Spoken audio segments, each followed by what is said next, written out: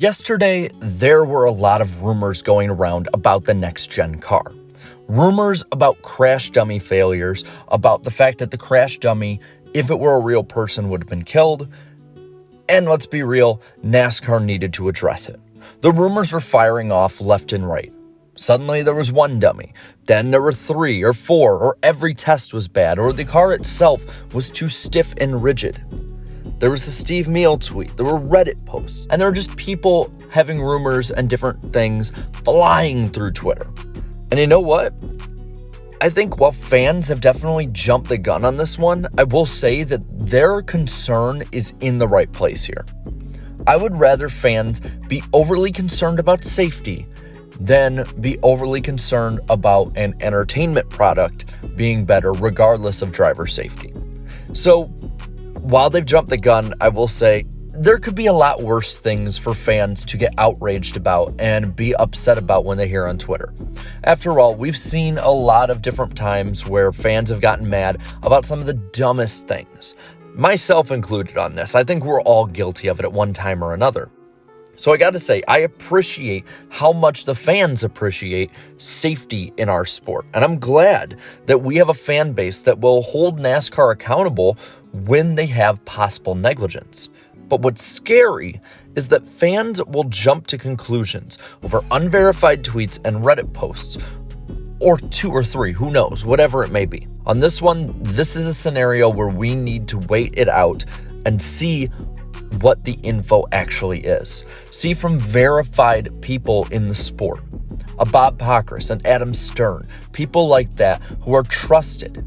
And for a lot of fans who are still skeptical, if you hold these people to the gold standard of information in the sport, but then because of your own biases, decide that if they say something positive about it, even though you don't think it is positive, if you just sort of brush their reports and opinions to the side, I can't help you with that one. But for most fans, I think hearing something from Bob Pockrass or hearing something from an Adam Stern or anyone really in the media center who has a finger on the pulse of what NASCAR is doing, I think those are the fans who are in the right here. Now, don't get me wrong.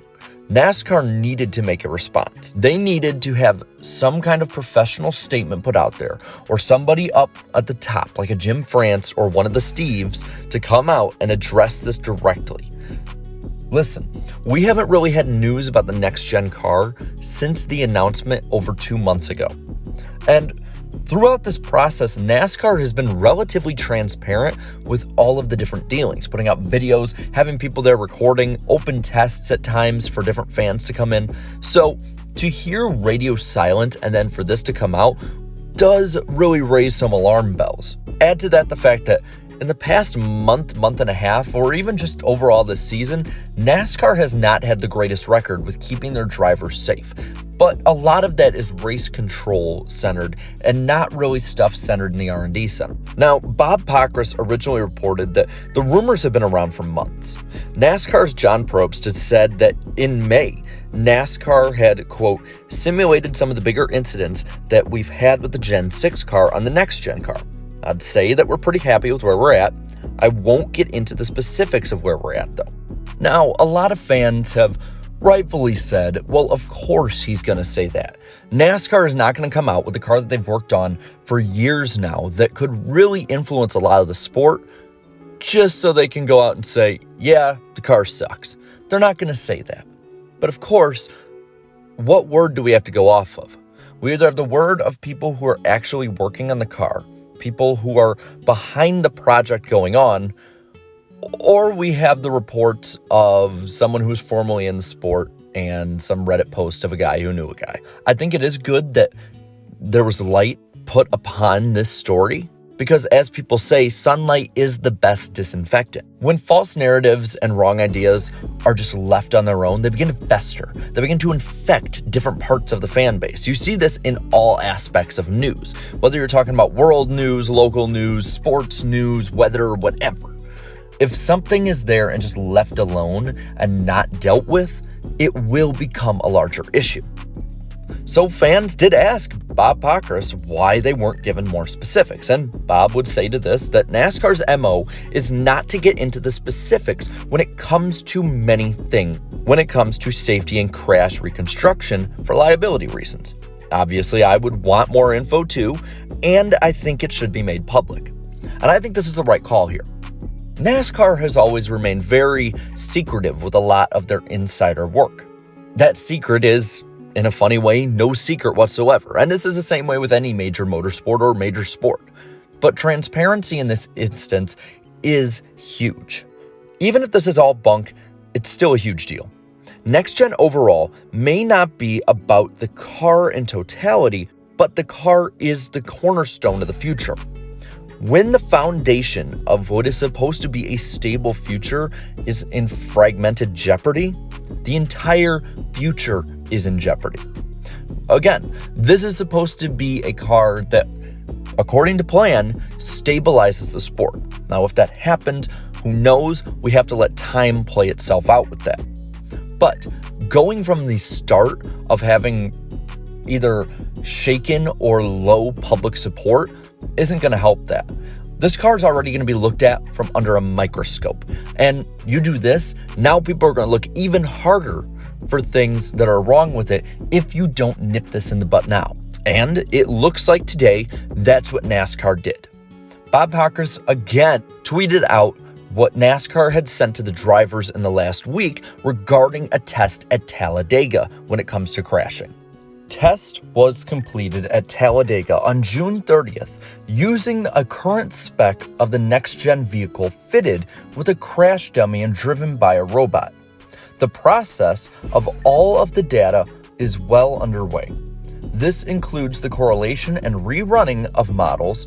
The team is also identifying additional cases for crash comparisons. Preliminary review of the dummy data from the test indicates good and comparable performances when compared to the right frontal dummy data, non-next gen. There is still a lot of analysis to be completed, and that has started. Worth noting that though all testing, sled and full vehicle, the dummy itself has functioned normally. All of this data is being packaged up and will be sent to an independent panel made up of experts in biomechanics and safety fields. At this point, they list off different doctors that will be reviewing it, and then when all of these are complete, they will set up another review with the drivers.